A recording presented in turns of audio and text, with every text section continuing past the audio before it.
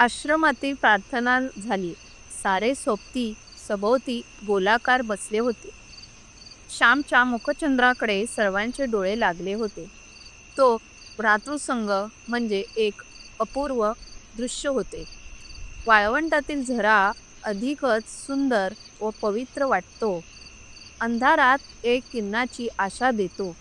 सध्याच्या निष्प्रेम काळात मला काय त्याचे, अशा काळात असे प्रेमळ संग म्हणजे परम आशा होय. त्या भ्रातृसंगातील प्रेमासारखे प्रेम अन्यत्र क्वचितच पाहावयास सापडले असते. तो आश्रम म्हणजे त्या गावातील जीवनाला, साऱ्या जीवनाला स्वच्छ ठेवणारा जिवंत व पवित्र झरा होय. गावात सर्वत्र शांतता होती. आकाशात शांतता होती. काही बैलांच्या गळ्यातील घंटांचा गोड आवाज दुरून ऐकू येत होता.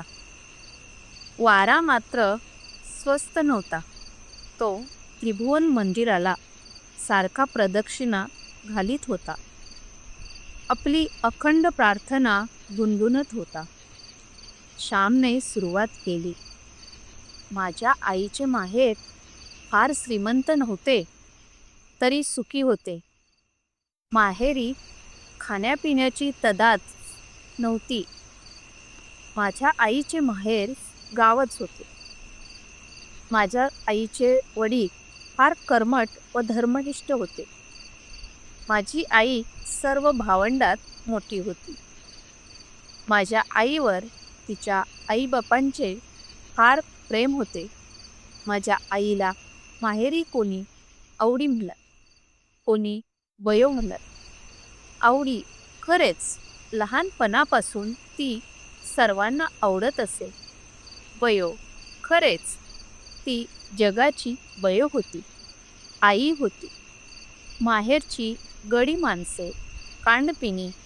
पुढे मोठेपणीही जेव्हा माझ्या आईला बयो म्हणून हाक मारी, तेव्हा ती हाक किती गोड वाटे म्हणून सांगू. ती हाक मारण्यात असलेला जिव्हाळा हृदयालाच कळे. माझ्या आईला 2 भाऊ व 1 बहीण होती. माझ्या आईची आई अत्यंत नियमित व दक्ष होती. तिच्या घरातील भांडी आरशाप्रमाणे स्वच्छ असत. माझ्या आईचे लग्न लहानपणी झाले होते.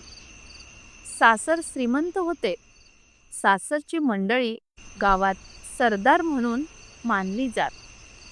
निदान ते तरी स्वतःला तसे समजत. आईच्या अंगावर सोन्या मोत्यांचे दागिने होते. पोत, पेट्या, सरीवाकी, गोटतोडे सारे काही होते. भरल्या घरात, भरल्या गोकुळात ती पडली होती. सासरचे तिचे नाव यशोदा ठेवण्यात आले होते. सासरी ती लहानाची मोठी होत होती. कशाला तोटा नव्हता. चांगले ल्यायला, चांगले खायला होते. एकत्र घरात कामही भरपूर असे. उत्साही परिस्थितीतील सहानुभूतीच्या वातावरणात काम करावयास मनुष्य कंटाळत नाही. उलट 4 कामे करण्यात धन्यता व आनंद मानतो. मित्रांनो, माझ्या वडिलांच्या अंगावर ते वयाने 17-18 वर्षाचे झाले नाहीत तोच सारी जबाबदारी पडली होती. कारण आजोबा थकले होते. वडीलच सारा कारभार पाहू लागले. देव घेव तेच पाहत. आम्ही आमच्या वडिलांस भाऊ म्हणत असू व लोक त्यांना भाऊराव असे म्हणत. आजूबाजूच्या खेड्यातील लोक आम्हाला खोत म्हणून संबोधित. खोत म्हणजे काय? भिकाने प्रश्न विचारला.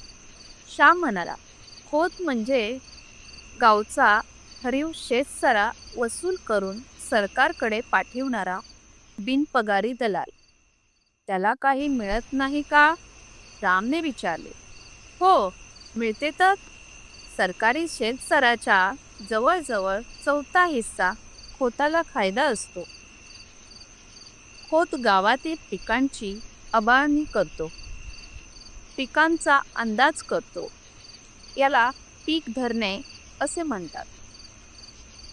एखाद्या शेतात पीक चांगले नसले तरी चांगले लावतात. लोकांनी वसूल दिला नाही तर सरकारी मदत मिळते व मग जप्ती प्रकरणे होतात. ठरल्या वेळी खोताचे शेतसाऱ्याचे हप्ते वसूल आला नसला तरी पदरचेच पैसे देऊन भरलेच पाहिजेत. आमच्या वराड नागपुराकडे मालगुजार असतात, तसाच प्रकार दिसतो, भिका म्हणाला. गोविंदा उत्कंठेने म्हणाला, पुरे रे आता तुमचे, तुम्ही पुढे सांगा. श्यामने पुन्हा गोष्टीला सुरुवात केली. आम्ही वडवली गावचे खोत होत.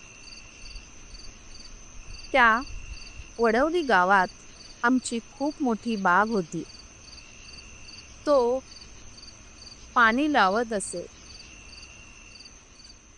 दाण बांधून दुरून पाणी आणले होते. ते उंचावरून पडत असे. बागेत केळी, पोफळी, अननस लावलेले होते. निरनिराळ्या जातीची फणसाची झाडे होती. कापे, बरके, अर्ध कापे. तुम्ही कोकणात याल तेव्हा ते सारे प्रकार तुम्हास मी दाखवी. ती बाग म्हणजे आमचे वैभव, आमचे भाग्य असे म्हणत. परंतु गड्यांनो, ते आमचे वैभव नसून आमचे पाप होते. पाप क्षणभर हसते व कायमचे रडत बसते. पाप थोडा वेळ डोके वर करते, परंतु कायमचे धुळीत मिळते. पापाला तात्पुरता मान, तात्पुरते स्थान. जगात सद्गुणच शुक्राच्या ताऱ्याप्रमाणे शांत व स्थिर सदैव तळपत राहतात. खोतांना वाटेल त्याला कामाला बोलवावे, बोलावले तर गेले पाहिजे, नाहीतर खोतांचा रोष व्हावयाचा. गावातील कष्टाळू बायका माणसांनी वांगी लावावी, मिरच्या कराव्या, कणगरे, करंदे, रताळी लावावी, भोपळे, कलिंगडे यांचे वेल लावावे. परंतु या सर्वांवर खोताचा नजर असावायची. खरोखर या जगात दुसऱ्याच्या श्रमावर जगणे यासारखे दुसरे पाप नाही.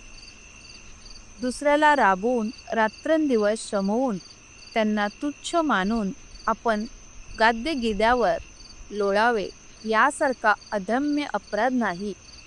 माझ्या आईच्या अंगाखांद्यावर जे दागिने होते ते कुठून आले?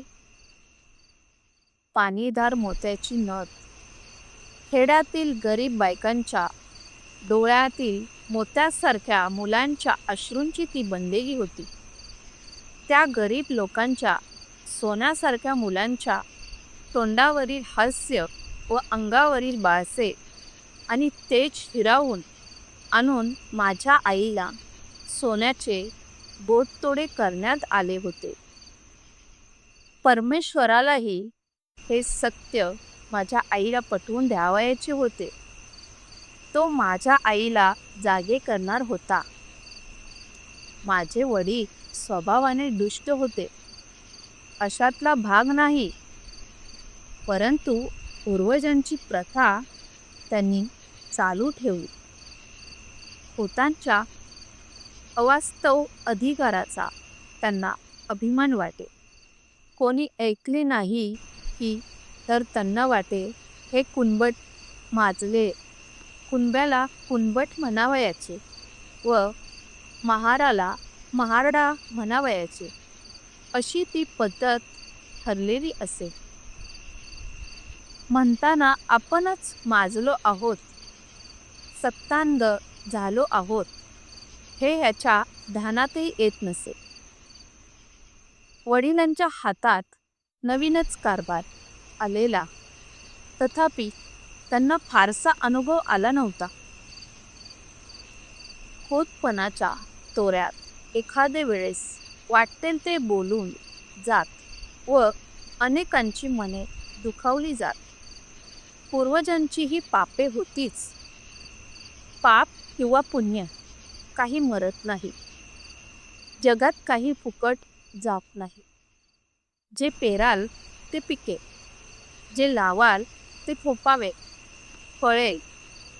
एकदा काय झाले, ती अमावास्येची रात्र होती. भाऊ वडवणीस गेले होते. सकाळी 8 वाजता ते त्या गावी जाऊन पोचले होते. आज गावाला जाऊ नका, आज अमावास्या आहे वगैरे घरातील मंडळींनी त्यांना सांगितले. परंतु भाऊ म्हणाले, कसली अमावस्या आणि कसला शनिवार, जे पावयाचे ते होणार. प्रत्येक दिवस पवित्रच आहे. प्रत्येक दिवस देवाच्या घरूनच येतो. ते वडवणीस गेले. दिवसभर राहिले. तिन्ही सांजा झाल्या व ते घरी परत जाण्यास निघाले. घरोब्याच्या एका म्हातारबाईने सांगितले, भाऊदा, तिन्ही सांजा म्हणजे दैत्याची वेळ.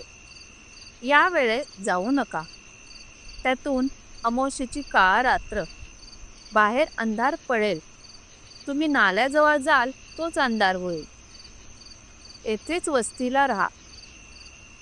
कोंबड्याला उठून थंड वेळेत जा. भाऊनी ते ऐकले नाही. ते म्हणाले, म्हातारे, अगं पायाखालची वाट झाली रात्र म्हणून काय झाले? मी झपाझप जाई. 1.5 कोसावर तो घरी पोचे. भाऊ निघाले. बरोबर गडी होता. त्या म्हातारीचा शब्द जाऊ नका सांगत होता. फळणारी पापे, चल राहू नको म्हणत होती. गावातील लोकांनी निरोप दिला. एक जण बेसूर हसला. काहींनी एकमेकांकडे पाहिले. भाऊ व गडी निघाले. अंधार पडू लागला. परमेश्वराचे, संतांचे व सतीचे अश्रू चमकू लागले. वडवणी गावापासून 1.5 कोसावर एक पळ्या होता. पावसाळ्यात त्याला उतार नसे. तो पळ्या 2 दरीतून वाहत होता. त्याच्या आजूबाजूस किर झाडी होती. त्या झाडीत वाघ सुद्धा असे. तेथून दिवसा ढवळ्याही जावयास नवशिक्यास भय वाटे. परंतु भाऊ निर्भयपणे जात होते. त्यांना भीती माहीत नव्हती. भूते खेते, जीव जीवाणू कसलेच भय त्यांना वाटत नसे. भाऊ तरी जवळ आले. एकदम शीळ वाजली. भाऊ जरा चपापले. पाप हे पित्रे असते. झुरपातून अंगाला काळे फासलेले मांग बाहेर पडले. भाऊरावांच्या पाठीत सोट्या बसला व त्या सरशी ते मटकन खाली बसले. झटकन गडी पळत गेला. भाऊंना खाली पाडण्यात आले. मांगांच्या हाताती सुरे चमकत होते. भाऊंच्या छातीवर मांग बसला. चर चर मान चिरायची ती वेळ. करवंदीच्या जाळीत रातकिडे ओरडत होते. शेजारच्या बिळातून एक भुजंग उत्कार करी सनकन निघून गेला. मांगाचे इकडे लक्ष नव्हते. इतक्यात एका म्हातारीने ओरड केली, अरे बामणाला मातले, खोताला माल ते रे धावा. ते मांगही जरा भ्यायले. भाऊ त्या मांगांना म्हणाले, नका रे मला मारू. मी तुमचे काय केले? सोडा मला. ही अंगठी, ही सल्लेजोडी, हे 100 रुपये घ्या. सोडा मला. दीनवाणेपणाने त्या मांगांना ते विनवीत होते. म्हातारीच्या ओरडण्याने कोणीतरी येत आहे असे दिसले. कोणाची तरी चाहूल लागली. मांगानी त्या अंगठ्या, ती सल्लेजोडी, ते 100 रुपये घेतले व त्यांनी पोबारा केला. ते मांग काही खरे खिनी नव्हते. या कामात मुरलेले नव्हते, पण दारिद्र्यामुळे हे घोर कर्म करावयास ते प्रवृत्त झाले होते. त्या क्रूर कर्माच्या मुळाशी दया होती, प्रेम होते. स्वतःच्या मुलाबाळांच्या प्रेमाने त्यांची टाकतूड व्हावी म्हणून ते मांग तो खून करू पाहत होते. कोणी म्हणतात की जगात कलह, स्पर्धा हे सत्य आहे, परंतु त्या कलहाच्या मुळाशी, या धडपडीच्या मुळाशीही प्रेम आहे. ते प्रेम संकुचित आहे, एवढेच. सृष्टीचे अंतिम स्वरूप प्रेम आहे, युद्ध नाही. सहकार्य आहे, द्वेष वा मत्सर नाही. असो, भाऊंच्या बरोबरचा गडी जो पळत सुटला तो थेट आमच्या पालगड गावी गेला. त्याने घाबऱ्या घाबऱ्या आमच्या घरी जाऊन सारी हकीकत सांगितली.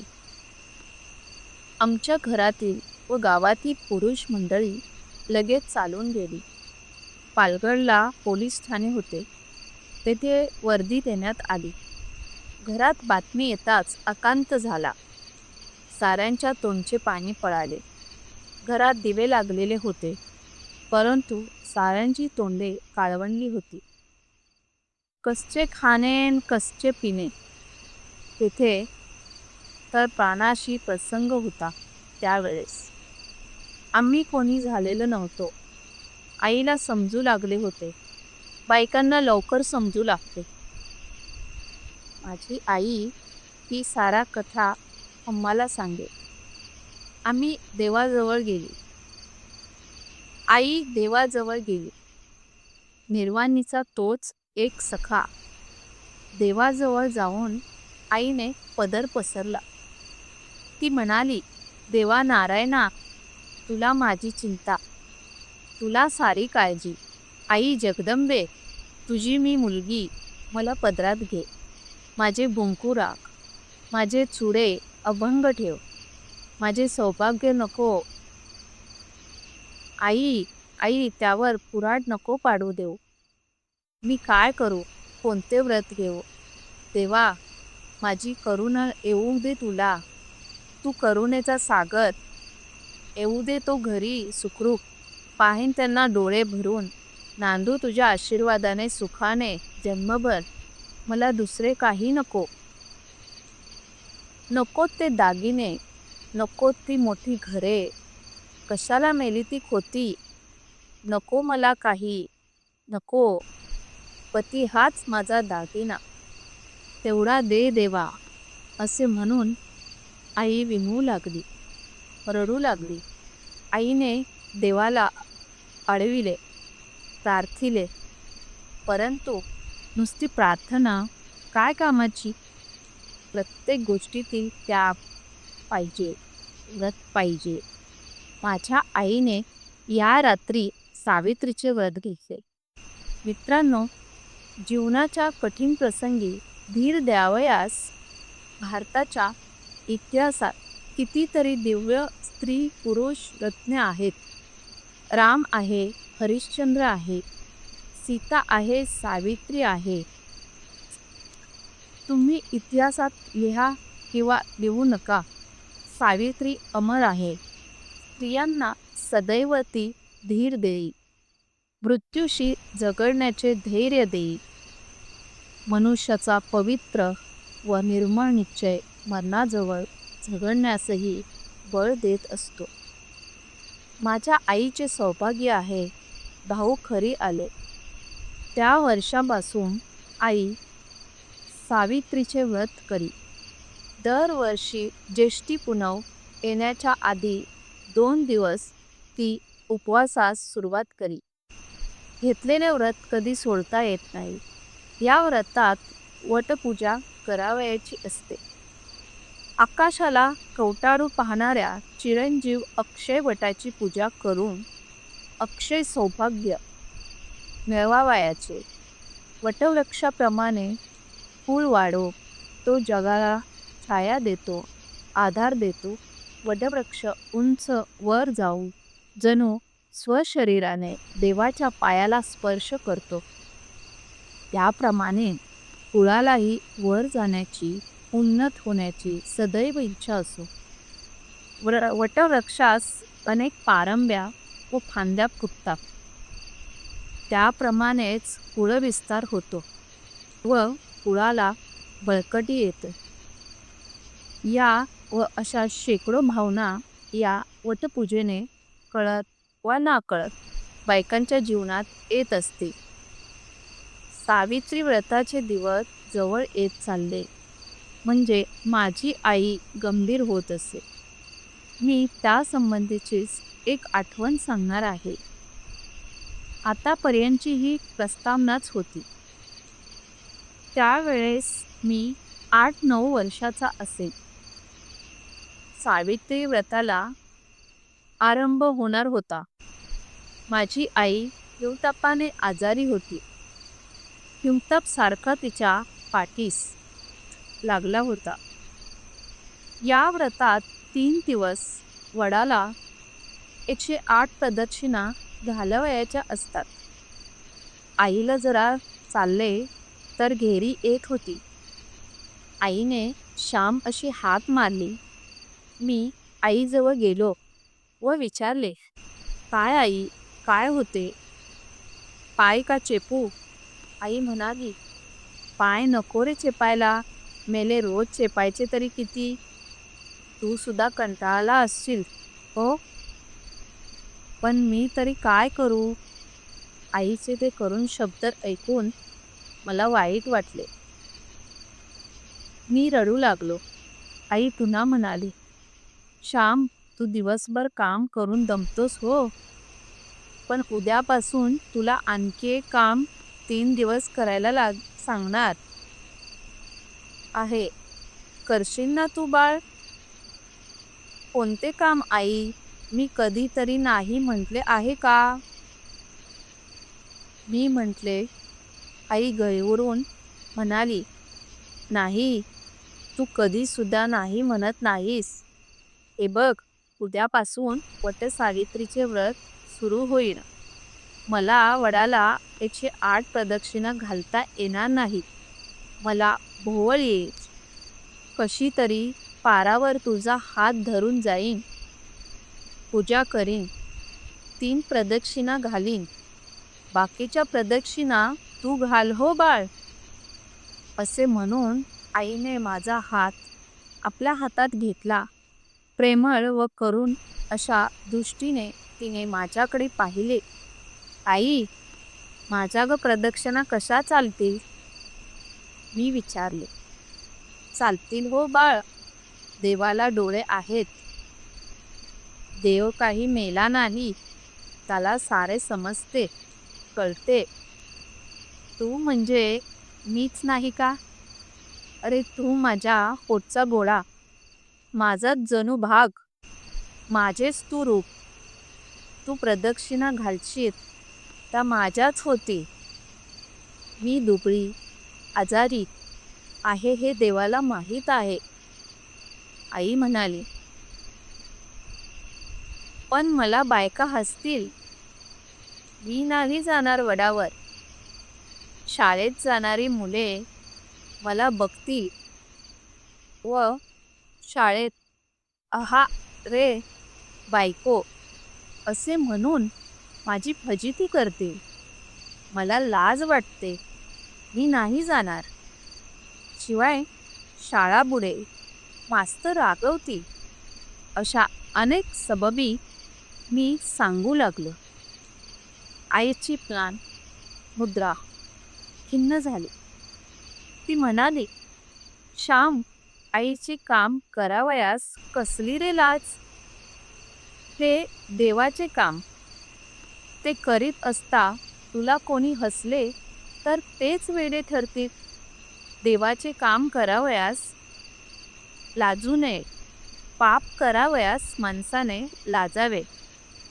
श्याम, त्या दिवशी चुरीमागचा खोबऱ्याचा तुकडा तू घेऊन खाल्लास. मी बघितले, पण बोलले नाही. जाऊ दे. मुलाची जात आहे. परंतु त्यावेळेस तुला लाज नाही वाटली आणि आता देवाचे काम करावयास तुला लाज वाटते का रे? मग तो भक्ती विजय कशाला वाचतोस? तो पांडव प्रताप कशाला वाचतोस? तुझा आवडता श्रीकृष्ण घोड्या हाकी, घमाघरची उष्टी काढी, काम करावयास, प्रदक्षिणा घालावयास तुला लाज वाटते का? नसलास जाणार तर मी जाईन. हो, येऊन जाऊन काय होईल? मी भोवळ येऊन पडेन. मरेन तर सुटेन एकदाची. देवाजवळ तरी जाईन. परंतु श्याम तुझ्यासाठीच जगते रे, असे म्हणून आईने डोळ्यांना पदर लावला. आईचे शब्द माझ्या मनात खोल गेले. माझे हृदय विरघळले, पाझरले, पावन झाले. देवाचे काम करावयास लाजू नको. पाप करण्याची लाज धर. थोर शब्द. आजही ते शब्द मला आठवत आहेत. आजकाल ह्या शब्दांची किती जरुरी आहे. देवाच्या कामाची, देशाच्या कामाची, भारत मातेच्या कामाची आम्हास लाज वाटते. परंतु वाईट पुस्तके वाचण्याची, वाईट सिनेमा पाहण्याची, तपकीर ओढण्याची, विडी सिगारेट ओढण्याची, सुपारी खाण्याची, चेन करण्याची लाज वाटत नाही. पुण्यकर्म, सत्कर्म करण्याची लाज वाटू लागली आहे व असत्कर्म करण्यात प्रौढी व संस्कृती येऊन राहिली आहे. फार वाईट आहे ही स्थिती. मी आईच्या पाया पडलो व म्हटले, आई, जाईन हो मी. कोणी मला हसो, कोणी काही म्हणो, मी जाईन. पुंडलिक आई-बापाची सेवा करून मोठा झाला. देवाला बांधून अंतराळ झाला. तुझे काम करून मला तुझा व देवाचा लाडका होऊ दे. शाळेत मास्तर रागवते. त्यांनी मारले तरी चालेल. आई, तुला माझा राग आला होय? तुला वाईट वाटले? असे केविनवाने मी विचारले. नाही हो बाळ, मी तुझ्यावर कशी रागवेन? मला तुझ्यावर रागवता येत नाही हो श्याम, आई म्हणाली. गड्यानो, मी घरी असतो व वटसावित्री जर आली असती तर वडाला प्रदक्षिणा घालण्यास मी नेहमी जात असे. माझ्या आईचे त्या दिवशीचे शब्द मी कधी विसरणार नाही. पाप करताना लाज वाटू दे, चांगले करताना लाज नको. स्टोरी आवडल्यास लाईक करा, शेअर करा, सबस्क्राईब करा. धन्यवाद.